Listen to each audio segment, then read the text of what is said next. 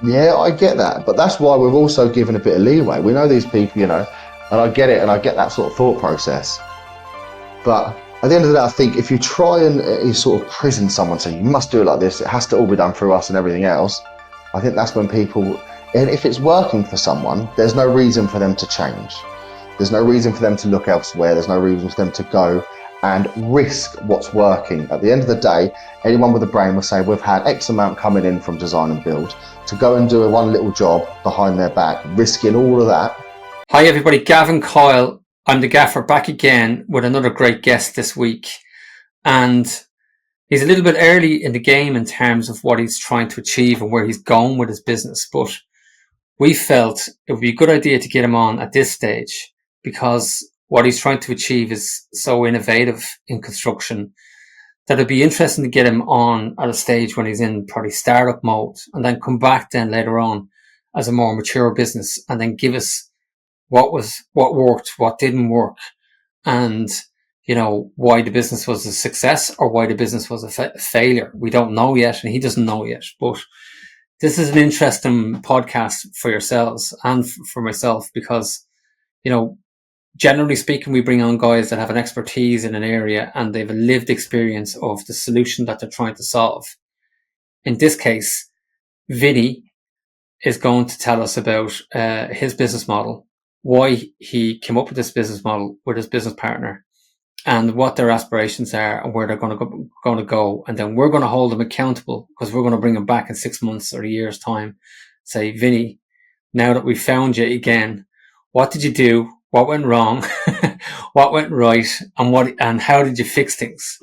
So Vinnie Condomitti is the CEO of Design and Build Solutions UK, which is a pretty good name to get as a business. And it's a franchise model in the construction space. So yeah, you're going to sit up straight away and go, what the hell? A franchise model in the construction space. What's that all about, Vinnie? Welcome to I'm the Gaffer. Thank you. Thanks for having me. Well, it's exactly what you said. It's a franchise model in the domestic construction industry, somewhat not commercial. It's domestic renovations and construction. And essentially, the way we feel there's a gap in the market for a household name in domestic renovations. You've got, windows and doors, you've got Anglian. You want a kitchen, you've got Ren. There's a household name for pretty much everything, but there isn't really a household name for domestic renovations and tradesmen. So that was the thought process behind the business, the initial idea. And then it's a case of, right, how do we do it? How do we make it a national brand and a household name? And we think the best way to do that is using the franchise model. So initially, my partner and I are running our location as a franchise. So him and I are the initial franchisee, so to speak.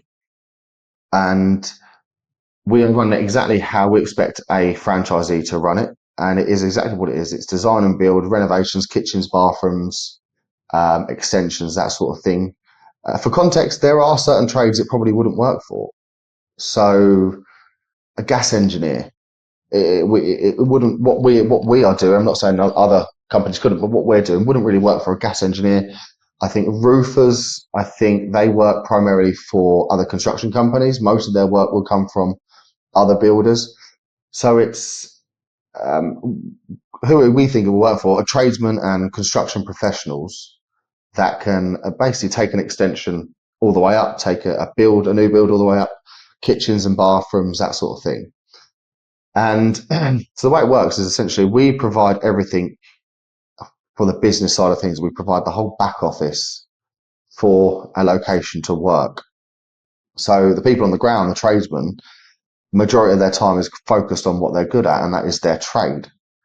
So we cover the market in the lead generation, the sales. So we pre-qualify the customers. We have a sort of blanket insurance-backed warranty that covers all of our projects.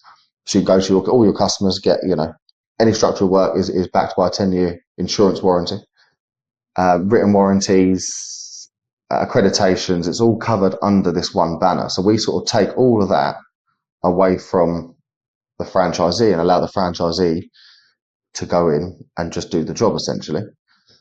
There is more to it than that. They have their sort of certain protocols and systems that they have to follow that we trained on.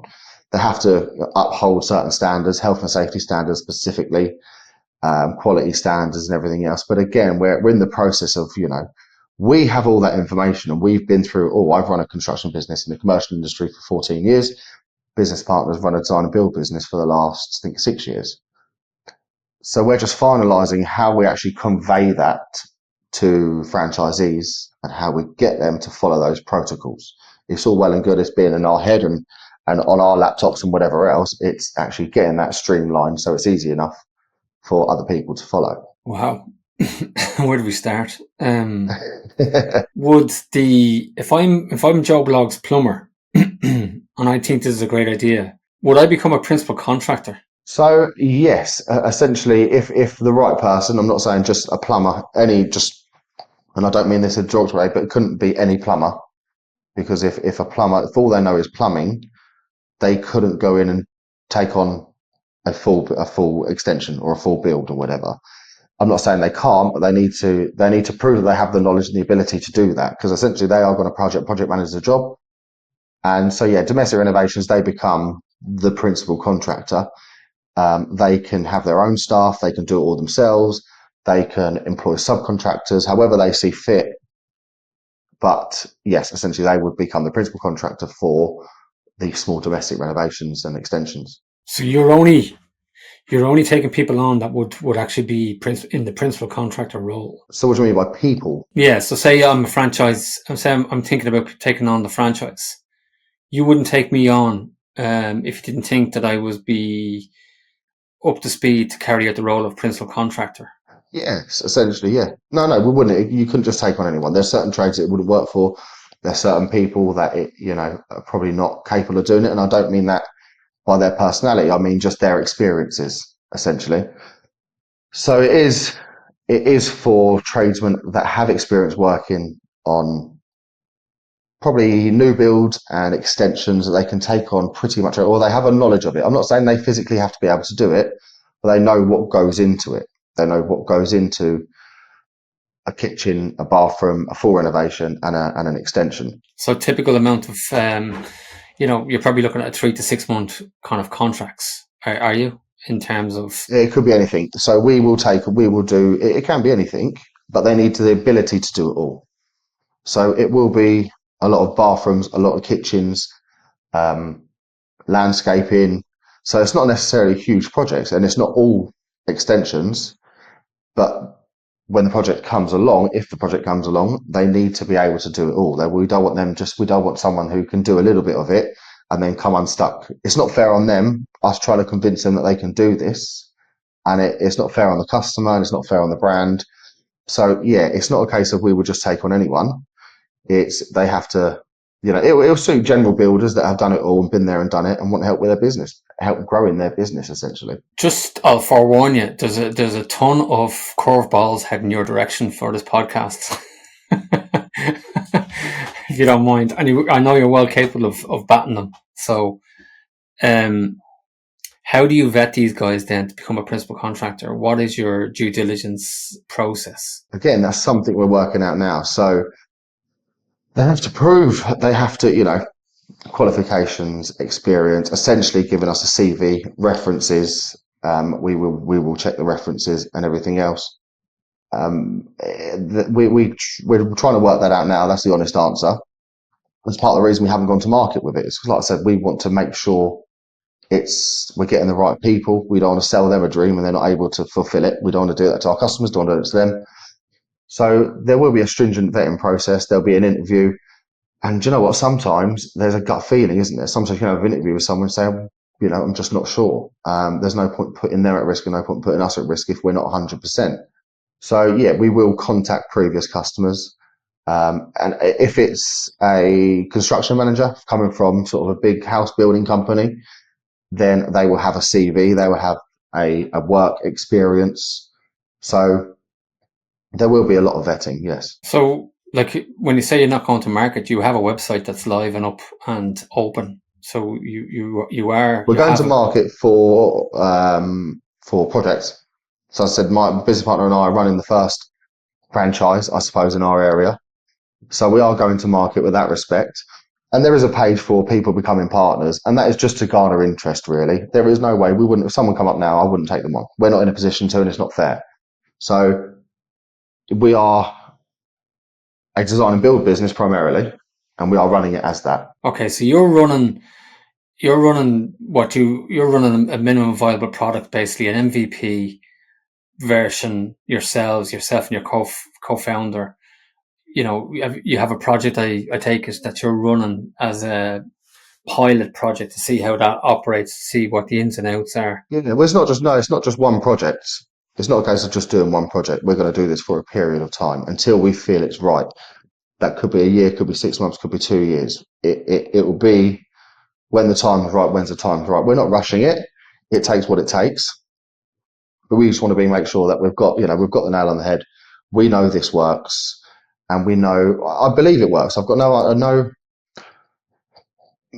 qualms about it at all that it does work. It's the systems that we have to put in place, and can we convey that to franchisees? That's what we're trying to bottom down now. Like the obvious things that spring to mind is, retail industry, the food industry is heavily franchised model.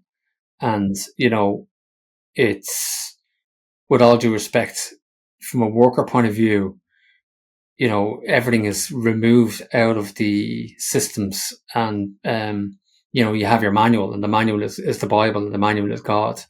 But you don't have to be, a serious, career professional in order to take up the job in these franchises. You'd have your executive team at the top that represents the franchise, and then they have their level of quality underneath that would manage the expectations of what the franchisee has to deliver on a weekly, monthly basis, or whatever else. Do you see yourself maybe changing that model and just concentrate on the construction managers as individuals in the funnel first, so that the quality of the people that are taking over a franchise is clear, that they've developed a skill set and have the CV to say, yeah, I might have started off with the tools, but I ended up being a construction manager, and a construction manager for 5+ years. Sounds to me like, if you just pick everybody and anybody, you're not going to get that level of detail or quality. No, you're right, and that's why I said it's not open to everyone. It's not, and it won't work for everyone. Construction managers are ideal for it because they've been there and done it from a management perspective, but there are a lot of really good tradespeople that already manage projects, that already manage their domestic projects. They just haven't got the construction management title. They haven't got the qualification. So there is an opportunity for them to grow a business, and there is an opportunity again to get help with the business side of things. So while it's not open to everyone, but there are a lot of opportunities for tradesmen as well as construction professionals there. Really, if you don't get that right in the first year, you could imagine that that's the business breaker for your business model, that you've allowed people to come into the franchise that weren't ready to become business owners, or lacked the execution part to, to an extent it is, and it will be sort of make or break the first year, or for the first year that we're taking on franchisees anyway.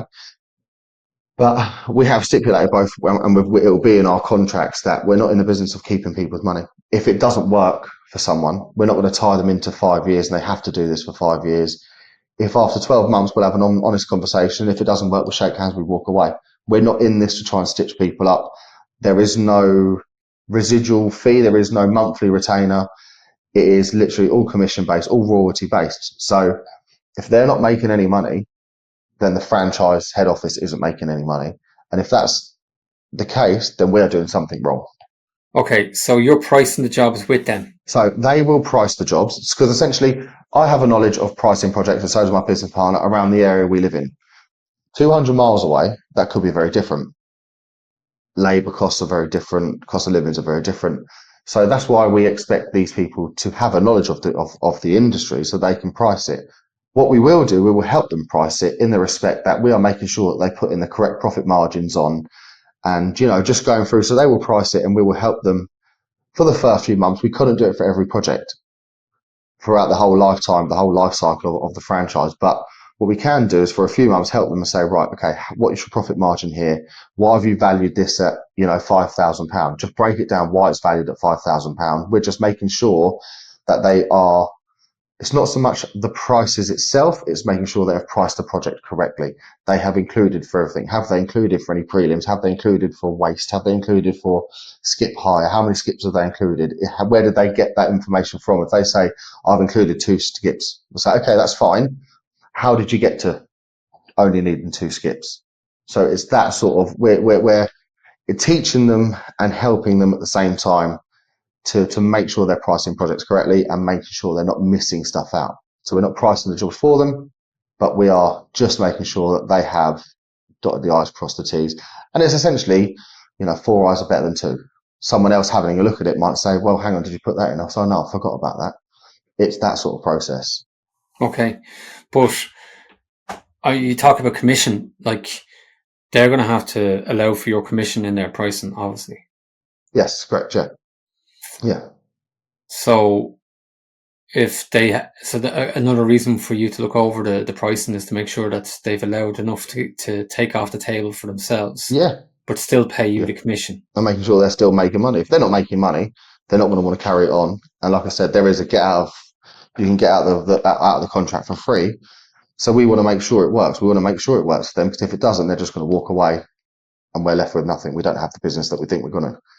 So we are trying to put everything in place to make sure they succeed. Okay, so you're going to give them training and you're going to webinars, workshops, I take it, and stuff like that to get them up to speed to, what the brand is all about and what the brand.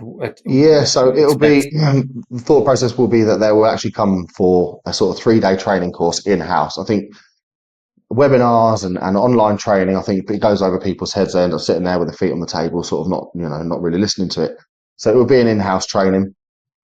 We'll put them up in a hotel, something like that, but it will be in-house, and there will be ongoing training more so on sort of new legislations, new health and safety legislations, new building control legislations, that sort of thing. We will offer that sort of training maybe as an online training course. But the initial franchise onboarding will be done in-house, in person. Okay, so let's start firing more balls at you then. I've just had a fatality on my site, and the health and safety inspectors have showed up, and they've asked me for all my documentation, and I've told them that here's all my documentation, and it has Design and Build Solutions UK logo all over the documentation. And I tell them that I'm part of a franchise brand called Design and Build Solutions UK. Who's going to get prosecuted? There's no answer to that until what happened. You can't answer that. That's unfortunately quite an open-ended question. No, not really. No. Well, I think it is. Even I need to disclose. It's whoever's in charge of the health and safety on that project, isn't it? So no, well, I need to disclose to you. You're probably not aware, but we have a health and safety business ourselves that we operate. So we it's fairly clear, from a principal contractor's point of view, if they're in control of the workplace, it's their workplace. So the HSE are going to go to them first and say, who's the principal contractor here? And they're going to say, well, we are. So, okay, what's going on here, and what did you do to prevent this? And can you show me all the risk assessments and meta statements? So that's it. This is what we're putting in place. There will be risk assessments, meta statements. Like I said, I've worked in the commercial industry for 14 years. I'm trying to bring some of that to the domestic renovation industry with that health and safety protocols, with meta statements, with risk assessments, with daily briefings, with all these trainings that you're expected to go on, working at height, asbestos awareness, all this sort of stuff. They will be expected to follow. They will be trained on and expected to follow. And at the end of the day, so the method statement is there to show someone how to do the job correctly and safely. Now, if someone deviates from the method statement and they end up hurting themselves or someone else, then they're at fault most of the time. If they haven't followed the method statement correctly, that's why I say it's a bit of an open-ended question. Someone dies on site, we don't know. If they followed the method statement and they still hurt themselves, then it could come up to head office. If they haven't followed the method statement, then it's a bit more of an investigation. You'll find 9 times out of 10, and possibly 10 times out of 10, if you didn't provide the proper instruction, training, and information to the individual, and supervision of the individual, regardless of whether they follow the meta statement or not. The employer will be the one that's in it. Like, so what did you do to demonstrate that you've done all that with the individual? And it's, a lot of the stuff that we see is kind of down the reckless route, where an employee or staff member or contractor go completely off kilter from, the norm, where they, weren't qualified to drive a teleporter and hopped into it and started skidding up and down the site. That type of stuff is kind of, but the duty of care, the hierarchy duty of care, lands with the principal contractor. And this is why I'm saying this to you now, is that that's a massive risk to your brand. Would you not say that your brand is at risk here? Because it could pull down the whole franchise model. Yes, potentially. But that's why we're not going ahead and just firing into it. We want to make sure that all that sort of stuff in place. We have health and safety advisors. With hopefully, once we're sort of up and running, we will have an in-house health and safety advisor that sets all these precedents, sets all these method statements and risk assessments, so that they're easy to understand and they're easy to convey. But they are going to be site specific. They have to be filled out. And this is where we'll go back to bringing that sort of protocols from the commercial industry into the domestic market, because it doesn't happen at the moment. We all know builders go on to do extensions and none of them have seen a method statement. So, and it doesn't have to be, you'll be familiar with the term, that's what's reasonably practicable. So we don't expect pages and pages and pages of method statements for a bathroom renovation, but we do expect something. We do expect that someone's been in there, assessed the risks, and at least done a risk assessment and a method statement to show this is how it's going to be done safely. Hi guys, as you're enjoying this podcast, I just wanted to take a few seconds to let you know about my company, Coyle Group. We're not just another safety recruitment agency. We're your partners in building a safer future. With over 25 years of experience and more than 1 million hours of safety work completed, our mission is clear. Provide top-tier health and safety contractors tailored to the unique needs of your project. We also carry out on-site construction audits. From wind energy to power stations, utilities and engineering projects, our global reach and specialised expertise ensures your operations are not just compliant, but exemplary. For more information on how ensuring safety and sustainability of your products using our team of HSE contractors, visit coil-group.com or click on the show notes or video description now. I've also put a booking link into the description for you to click and have a one-to-one conversation with me. Now, back to the podcast. Enjoy and see you soon. Yeah, I'm playing devil's advocate here, so don't take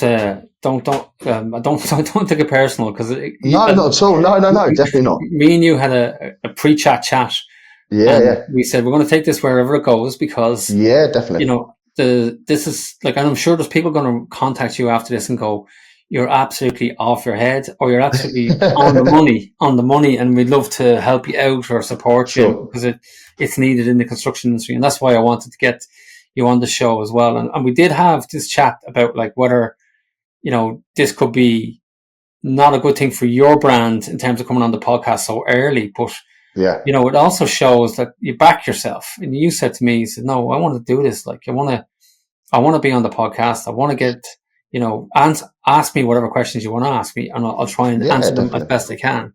And so, you're not going to have all the answers here, but I'm just kind of a little bit blown away by the bravery of yourself, maybe, and some people might say other things than bravery.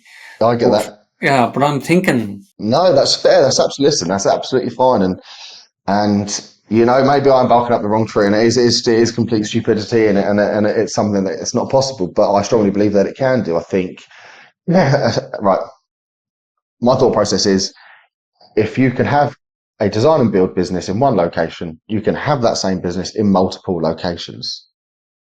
So, and the only difference is they're going to be sort of individual businesses, rather than it all be one business, rather than us having, employed project managers in all different locations of the country. There'll be people that are building their own business as part of it. And I think I think it's a lot better because they're accountable. They're ambitious. So it's only going to help them. It's only going to help the brand to have these ambitious people, ambitious tradesmen and construction managers dotted around the country, all working for the same cause.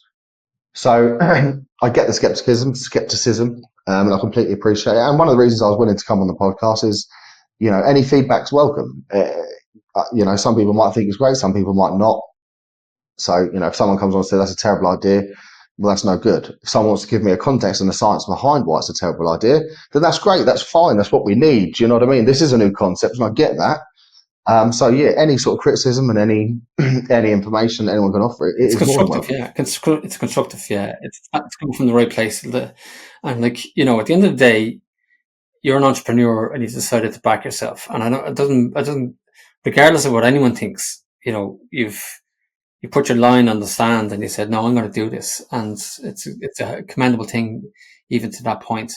Let's talk about that insurance policy because, that's the one that goes boom for me, is that you've got this policy that can insure these projects, design liability, constructability, quality, safety, whatever. Let's talk about that policy. How strong is that policy? And who the hell? Well, there's various different ones. It's the main one is the sort of the blanket insurance backed warranty for structural work. So every project, as I'm sure you're aware, most people are, you do a structural project, you provide an indemnity policy. Some people don't, but the option is there. So this is basically one that's saying, rather than doing it on an individual basis, it'll insure us up to a certain level. It's not, and then we have to look at it and go, okay, we might be hitting that level. Let's increase the policy. So that is the professional indemnity policy is very simple. We are doing all the designs in house. So it doesn't have to be a huge, massive policy covering the whole of the country. It is covering our in-house design team, essentially. Okay, so design is on you, not on the franchise owner. They have the option. So design the tradesman or the construction managers, whatever, the franchisee, they can use local design people. What we state is everything has to have a design. Everything has to have a signed off design, because that is where you get into disputes with customers, which I believe anyway. They're managing expectations. Customer thinks they're getting a white wall and the painter thinks they're doing a magnolia wall, whatever. So a signed off design protects that. So they are welcome to use other designers, but we have it in-house. Now that's chargeable. And what this does as well, there's a big thing, tradesmen wanting to charge for doing a quote.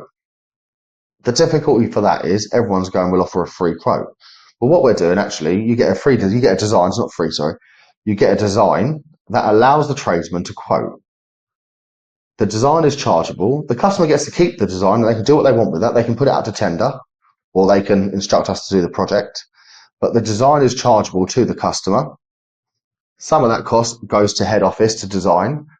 The other part of that cost is given to the franchisee to give them some money for spending their time for producing the quote. So it's a way of protecting ourselves when it comes to doing the project and making sure we've got stuff, we've got a design to work from. And so all the tradesmen have got a design to work from, as well as helping the tradesmen getting paid for their time while they're quoting stuff. Because I'm sure everyone's fed up of going around quoting for jobs that they're never going to get and wasting their time. Mm-hmm. It's good. I get it. I see where you're coming from.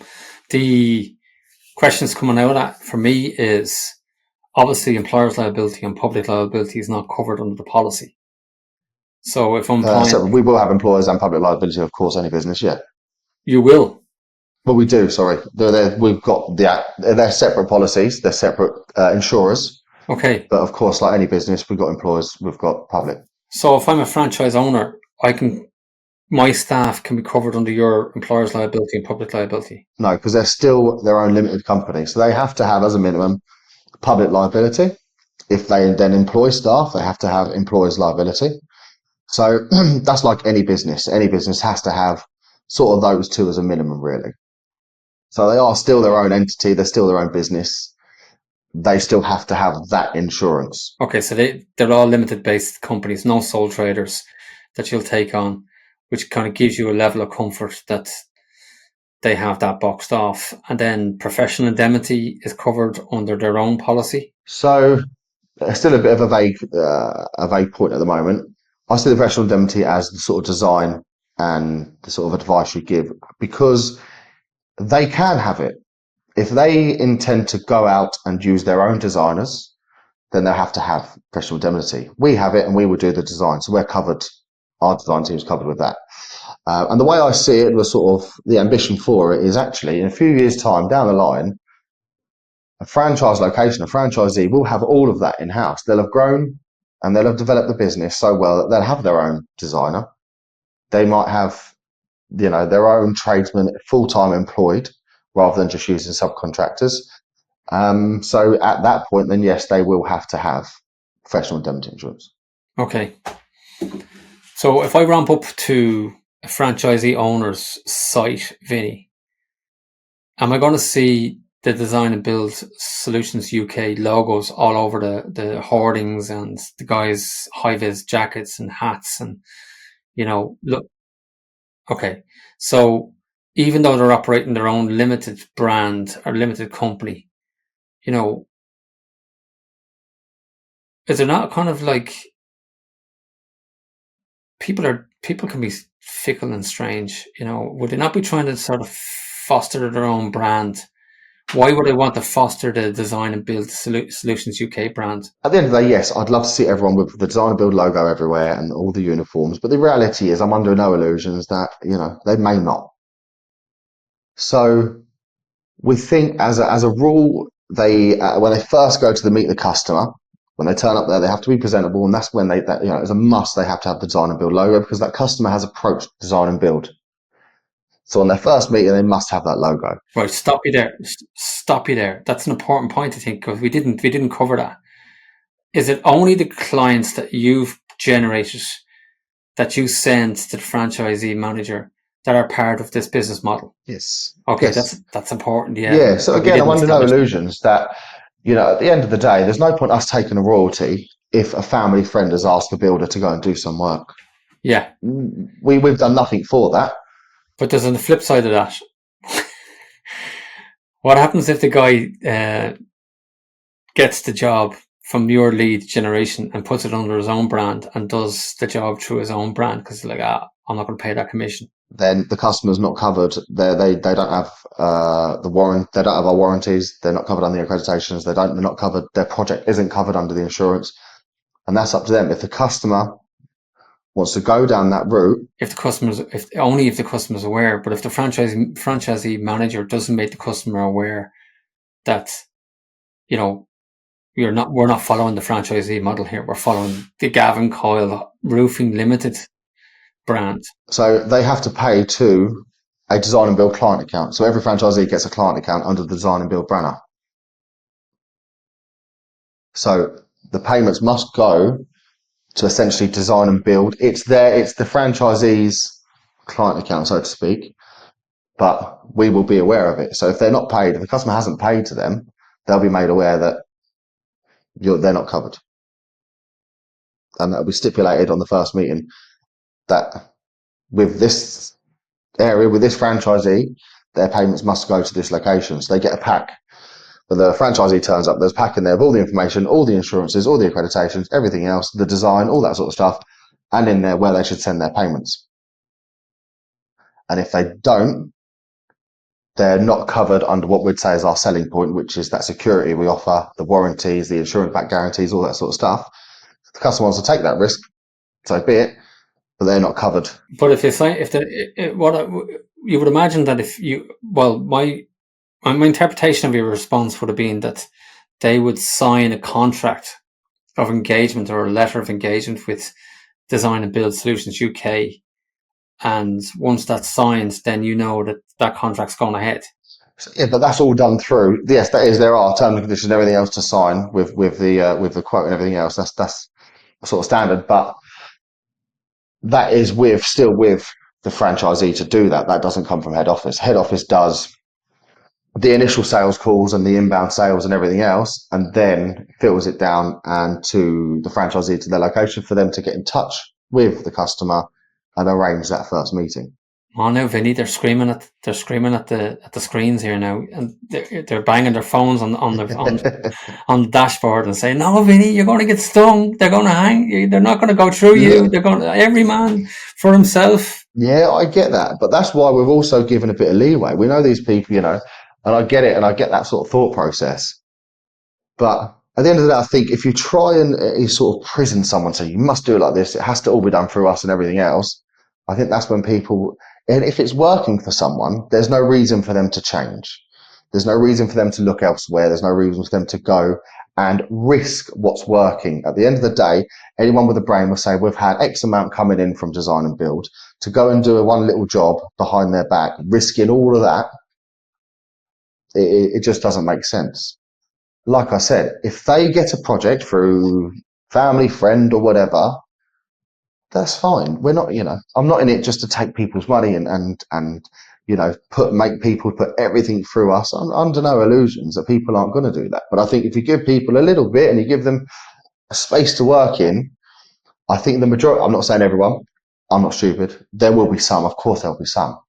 And there'll be stuff in the contract to try and avoid that. Whether that can be enforced or not is a different story. But hopefully it's a deterrent. But I think most people will stick to it. At the end of the day, if we're doing a good job and what we do works and they're getting loads of work and they're making enough money and they're making decent money and they're growing a business, they're not going to take that risk for one or two jobs. I like your enthusiasm. I'm just thinking of, yeah, look, yeah, I agree. People the large proportion of people will want to do the things the right way, and they'll respect, and they'll feel part of a culture of, the franchise, that they want the franchise to do well, and they want to be part of a movement, if you like, that's, is something new, and you're being valued, and you have all the support. But then you have these people that will, like, maybe say to old Mary who wants her bathroom done, look, we mightn't be the cheapest, so here's a number of a friend of mine, you can get a quote off him, and here's another friend of mine. And unbeknownst to Mary, the two friends happen to be all in collusion here, where, your franchisee manager might look at some of these jobs and go, I'll get the high value jobs under the franchise model, and then the little bits and pieces, like the little, renovation, quick and easy jobs in and out, I'll funnel them through me mates, and we'll divvy it up between ourselves. There's no control for you on that. Our business model isn't for tiny little jobs, replacing a bit of flooring, doing a bit of this here and there. So we will know if they're doing that, they don't get a design. And that's the business model. That is the selling point. That is why we might be a little bit more expensive. We offer a design, we offer these warranties, we make sure the project is belt and braces, we make sure the customer knows exactly what they're getting, and make sure everything's safe in that process. And if they want to go behind our back and do it, then so be it. We can't stop it. If we find out about it, then, we will do something about it then. And little small jobs, at the end of the day, we're people, we're human. There's no point someone doing a £500 job and giving us a cut of it. I get that, right? And so if they come to us and say, look, there's this little job, we can go and do it. Do we have to put it through you? We'll have that discussion. At the end of the day, we're all here to help. We're humans at the end of the day. We're not here to stitch everybody up. No, I'm glad you said that. That's a really, I'm glad you said that, because you're dead right. You're better to go to these people and say, look, there's going to be times where you're going to look at this and go, there's not enough money in this to go around. Kind of pick up the phone and ring Vinny and say, Vinny, I'm just going to do this direct. Do you mind? But, we're going to keep your design. So we're going to pay you for the design. The customer keeps the design, and we'll follow the design. But, and I'm sure, the fact that you have that, you're allowing yourself to be open. I think that's definitely. I mean, in my commercial business now, we're predominantly do tiling and stoneworks. I've got plenty of the guys that come to me and say, are we working this weekend because I've got a private job? That's fine. My friends that come to me and say, have you got a tiler for, can we pay you for a tiler? So don't bother paying me. Here's the number of my guys. Go and speak to them. We do commercial stuff. We don't do kitchens and bathrooms. there's no point. It just, it gives the guys a little bit extra. It makes them feel like they're doing something, and that's absolutely fine. I don't, like I said, there's a bit of give and take. You give people space, I think, then they'll operate in that space and they'll operate properly. Now look, again, I'm just twisting and turning, and you're answering, and you're doing a good job of it. In fairness, but I don't want you to be screwed over, and I don't want you to be legally challenged either. Like, I do see a lot of risk from a legal point of view. Fatalities. Building structural issues. Engineering issues. A lot of risk there. Like, is your company's obviously a limited based company with yourself and your partner as 50-50 partners, or whatever way that works. So, if something goes wrong, the doors are going to be knocked on your door. I don't want to see a situation where you're kind of wrapped up in long, tedious legal battles. No, I appreciate that. Hopefully we don't. That's why, we're doing the first franchise ourselves to find out what the trip hazards are, find out how we sort of mitigate those.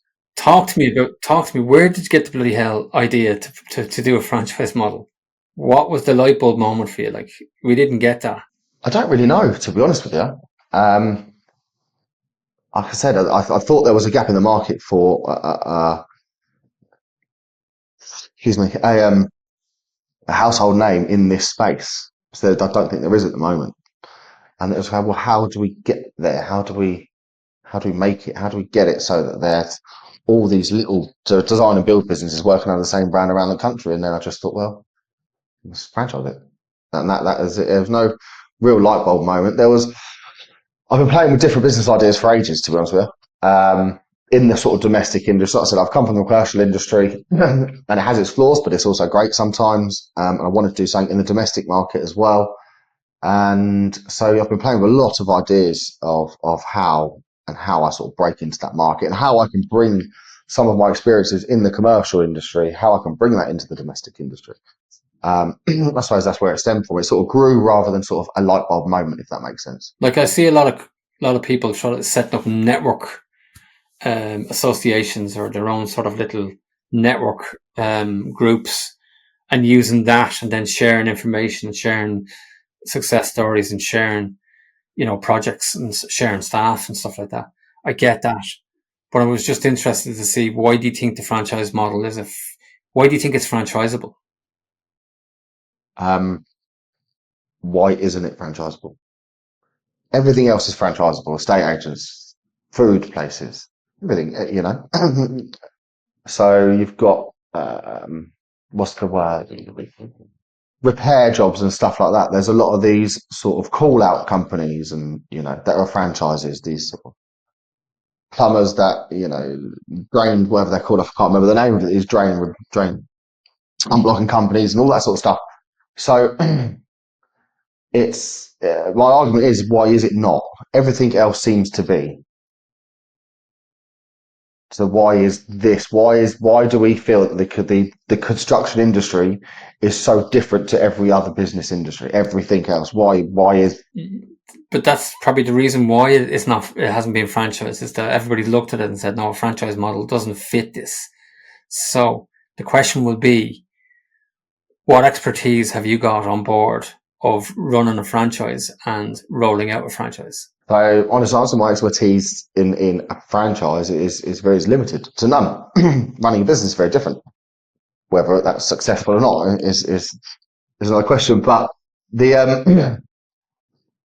we will have advice. We will surround ourselves with people that have done it. There are a lot of franchise consultants.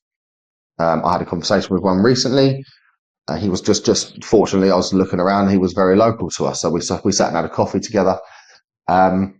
And his thoughts were the same. He said, yeah, he thinks it can work. He thinks we're early to do it, and I agreed, and that's fine. I didn't say we're doing it. We're not going to do it tomorrow. But he was a franchise consultant, and he sort of agreed that it could work. So while I don't have to have the franchisee experience, like I said, we're predominantly a design and build business. What I need to be able to do is to give people that information and help people run a design and build business. there are other people that you can surround yourself with that are more familiar with the franchise model. So you're going to rely on expert independent advice to build the model up over a period of time and just run it organically for the start and see where it goes.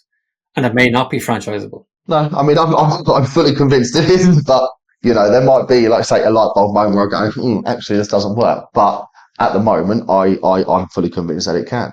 Okay, cool. What does your partner think about the whole experience? What does he bring to the table? What's the co-founder? So he is basically run a local design and build business for the last 6 years, and very well. Kevin's he's a designer primarily, project manager, designer. He's also very good with customers and a very good, I would say, salesman, but he's not a typical salesman. And I think that's where the difference actually is between this and other businesses. Is I think the sales experience, the sales process is very different, because essentially builders and tradesmen are going in and they're selling themselves before they've even produced a price. And that comes down to a lot of personality and trust and everything else. And that's what Kevin brings to the table. He's very good at that. He's, like I said, he's been doing the design and build. And before that, he was a designer project manager for another company before starting his own company. So he's done that somewhat successfully for the last 6 years. And it's his knowledge of the domestic market that he brings to the table. My knowledge, I suppose, of the commercial that we're bringing and sort of amalgamating to create this sort of brand. Like I can, I see where you're going with it, but like, I have to ask the question because I know that people are shouting at the screens again and saying, why not just run it under your own company name? And because you have all the expertise, because you have all the sales and marketing and design experience, would it not be just easier just to run an ordinary company and bring all these contractors that don't want to do all the stuff that you do, but want to be part of something like a brand like yours? What's wrong with that? There's nothing wrong with that, but how do you scale it? That's the difficulty, is scaling that. So we, at the end of the day, and there's potential for it. A discussion has taken place that, well, if we're not gaining traction, if it's not working, or we think there's a problem with the franchise model, then we will just then open ourselves up to different areas and gradually sort of grow the business outwards, I suppose. But I just feel I've had this sort of idea that the most successful businesses help other businesses. Some of the most successful businesses. Does that make sense? Now, I'm not saying we're an Amazon or an eBay, but they're a platform for other businesses to sell. They're a platform for other businesses to grow. And I'm very much an advocate for that, if I think we can be a very successful business by helping other businesses. I get that too. Yeah, I can see that and the level of commitment you'll get from individual business owners will be more energetic and more focused because, they have a vested interest to make sure all the ships rise together. I get that. I just think from a legal point of view and from a risk point of view and from a scale point of view, you could easily have counties and regions divvied up across the nation and still be a one company business and not a franchise. Sure. Yeah. It's very possible and probably more viable. But I think this is what we're going to run with first of all, because I feel it's, like I said, I think rather than surrounding yourself with employees, you're surrounding yourself with potential entrepreneurs and people that are ambitious. And I think that's just a better way to grow a business, and then from our perspective, we haven't got to babysit. We haven't got to go and, trying to hold employees accountable when full well. No, there's this perspective that employees should care as much about the business. Well, they're not going to care as much about the business as the founders and the owners and the people at the top. So you can't expect them to. But if you've got the people that do care as much about the business, it's only going to benefit the business. So why don't we do this, Vinnie? Why don't we reach out to the I'm the Gaffer community, or YouTube, TikTok, everything else, and say, get your stuff into the comments, ask Vinnie all the questions, get in touch with Vinnie and sort of, either support him or tell him he's off his head and he needs to rethink things. But at least let's follow the Vinnie story and see where this brings you, because Intrigue is definitely one thing. Bravery is bravery is on the cards. I have to give it to you. And I know you do have your own company separate to this. That's obviously maintaining your marriage. Let's put it that way. Yes, definitely, yeah, and keep the kids busy. And I think that's one of the other benefits as well, actually, is that we've said we don't need to take money from this business. Everything we make in this business gets recycled into the business. Yeah, that's commendable. Yeah, 100%. Yeah, so that's a real benefit, and I think that's you know, when I started a business before, it was very difficult to grow because I needed an income from it. Yeah, It's taken a long time to get to where it is, and it's still not. I'm not a millionaire by any stretch of the imagination. So having that supporting us and supporting our family and not having to take anything from this, I think is really going to benefit this. Yeah. So, you know, you're not all cards in terms of risk. You do have a job that's funding your day-to-day life, which is commendable as well, that you didn't just put all your eggs into one basket here. But it would be brilliant to see where this goes. Like, I'm intrigued. Let me throw some curveballs. We're coming near the end of the show, so I just wanted to take it. Yeah, more about you really, because we didn't really get into you because we went straight into the franchise, and I usually just go into the person first, and we went just straight into the franchise. What the hell's going on here? So, knowing what you know now, what would you do different, Vinny? And it doesn't have to be business related or whatever else, but you know, given the stage of life you're at, knowing what you know now, what would you do different? I'll tell you one of the biggest things, and I think most people will say this actually, is controlling my own finances. I started a business very young.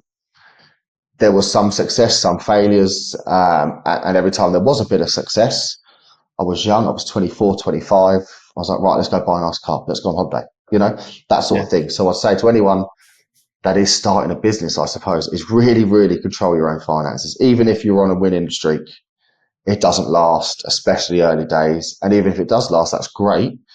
But you should really, really control your own finances. Brilliant. I think that's the biggest takeaway. I think if you have a business that is fantastic marketing, bringing in loads of leads, but spending loads of money, and directors, and you've got another business that is just slowly ticking along, but they're really living under their means, that business is going to outlast them every single time. Yeah, well said. Well said. Favorite book or film or both, Vinny?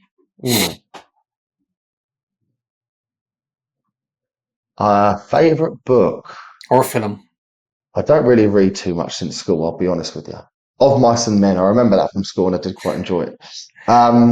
Like even the movie? Favorite film? I don't know. It sounds like such a simple question. But being put on the spot, I can't really think. Okay, something. I'll tell you what I really loved and I watched recently, and I've watched it a few times and I just find it so interesting, is the one with Steve Carell, and it's about the 2008 crash. I forget the name of it. Oh, I didn't see it. I haven't said it. Get the Short or something. Anyway, Get Short. Yeah. The Big Short. The Big Short. That I think it's fascinating to see the sort of workings of that. Brilliant. What the actors were brilliant in it, weren't they? They were brilliant. Yeah. Really enjoyed that film. Yeah. Actually, yeah. There's some. I went back and watched it recently as well myself. The next one for you is something of interest about you that not many people would know about Vinny. Oh, I didn't know that about Vinny. I don't know. Oh God, don't know. I've no idea. I've got a drunken tattoo on my hip from when I was 21, drunk in Magaluf. There you go. Magaluf. Yes, Magaluf, and my wife, who was my girlfriend at the time, just wasn't, obviously, you can imagine, overly impressed with it. So there's very few people. There's the 8 people I was with and my wife that know about it, not too many others. On the hip? No, closer, further angled than the hip, to be honest with you. Not right there, but it's a little bit further down. Further south. Slightly, yeah. Favourite holiday destination, Vinny? And why? Where's your favourite holiday? Favourite holiday destination? Yeah. I'd say Mijas near Marbella. Simply because I've been there a few times and my wife and I got married out there. nearly 8 years ago. Yeah. We got married in a restaurant out there. One of the reasons we chose a restaurant, we thought it'd always be there. We can come back and show our kids. It's a fantastic Italian restaurant. There's a veranda that overlooks the mountains and all this sort of stuff. Beautiful. And unfortunately, during COVID, it closed down. So, Oh, no way. yeah, sad about that. But yeah, really enjoyed me. It's got some good memories for us. Yeah. Brilliant. Vinny, where do we finish up? Designandbuilduk.com is live. So designandbuilduk.com is live. You're on LinkedIn. Yes. How do you want people to contact you, or what's the best way for people to contact you? I suppose Instagram maybe, or there's a WhatsApp on Design and Build UK. I think there's a WhatsApp widget they can do. I think that's probably the easiest way. Yeah, I see it here. That'll be the best way, I'd say. What's your Instagram handle? What's the name of that? Oh, I don't know, my phone's over there. Vinnie_C_, I think. Don't worry about it. We'll put it in the show notes. You can find it, I'm sure. I think it's there, yeah. So look, as we've said, get in touch with Vinny. Ask him, does he need his head checked? Or tell him that you're going to give him a hand out and help him with this in any way, shape or form you can. Not that he needs help, but... No, I'm willing for help. I'm under no illusions. I'm not. No. If there's help available, I'll be more than willing to listen. Yeah, and he is down the road with this already. So it's not a case of we wouldn't have had him on the podcast if we felt that it was just a pie in the sky. I think I'm going to do this. No. This lad so he has it up and running, but he hasn't got it rolled out, and there's a bit of work to be done, and he's been very honest with us, Vinny. So thanks very much for being so honest and upfront. And I did thank you. Push you on a lot of questions, and rightly or wrongly, you didn't waver, and you didn't sort of get the hump with the questions, because they came from the right place. And I'm sure there's loads of other questions, loads of other people have. Sure. So look, it's been an absolute pleasure. Definitely come back to us definitely will. Look forward to it. If it succeeds or if it fails, it doesn't matter. Definitely. It's irrelevant. Come back and tell us what worked and what didn't work. Give it 12 months. I'm sure you'll have it worked out at that stage. Hopefully, yeah. Brilliant. Vinny, thank you. An absolute pleasure having you on. I'm the Gaffer. See you soon, buddy. Thank you very much. Take care. Hello, Gaffers. Hope you're enjoying the podcast. We love every one of the guests that we have, but in order to bring on more great guests, we'd love to build a channel with you. So hit the subscribe, hit the like button, and let's create a really great community where we bring in better and better guests for you to deliver great content and great pieces of information that you can take back into your business.